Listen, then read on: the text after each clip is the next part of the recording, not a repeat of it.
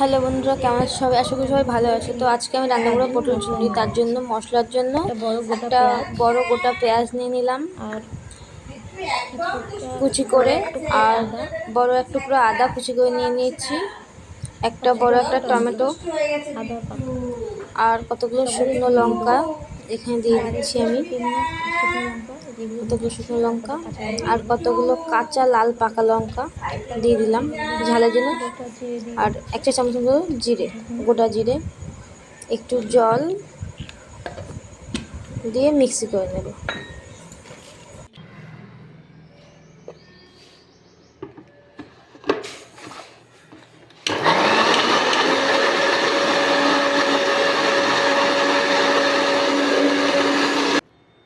এদিকে আমি পটল আলু কেটে আর চিংড়ি মাছও ধুয়ে এনে রেখেছি। আলু পটল কেটে ধুয়ে নিয়েছি, চিংড়ি মাছও কেটে ধুয়ে নিয়েছি, আর আমার মশলাটা ওই যে হয়ে গেছে। এবার কড়াই চাপিয়ে দেবো।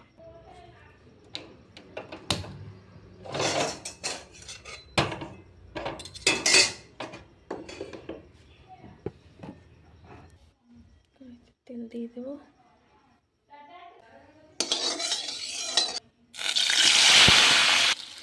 মাছের মধ্যে হলুদ লবণ পরেও দিই।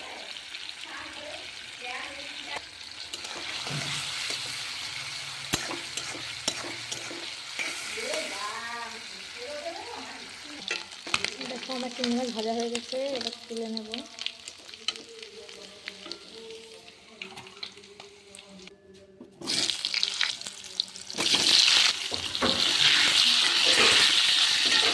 আলু ভাজি হয়ে গেছে, এবার নামিয়ে নিচ্ছি।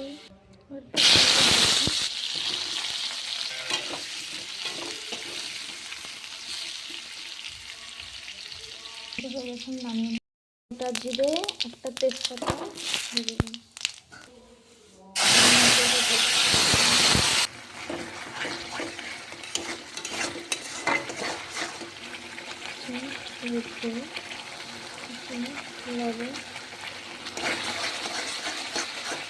দেখো কি সুন্দর মশলায় তেল ছেড়ে দিয়েছে। এবার আলু পটলগুলো দিয়ে দেবো, ভাজা আলু পটল। এবার থেকে ভেজে রাখা আলু পটলগুলো ঢেলে দিলাম, ভালো করে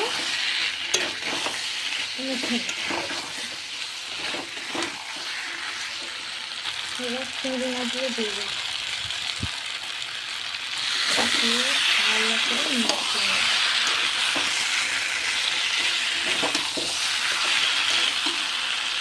এবার জল দেবো।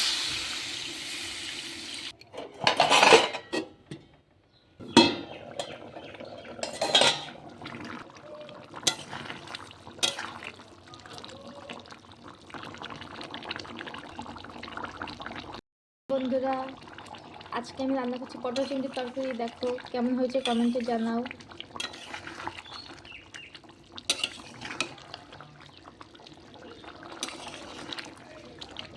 একে পটল চিংড়ি ভালো খাও, কমেন্টে জানাও। রান্না হয়ে গেছে, তো এখানে আমার রেসিপি শেষ। টাটা বন্ধুরা।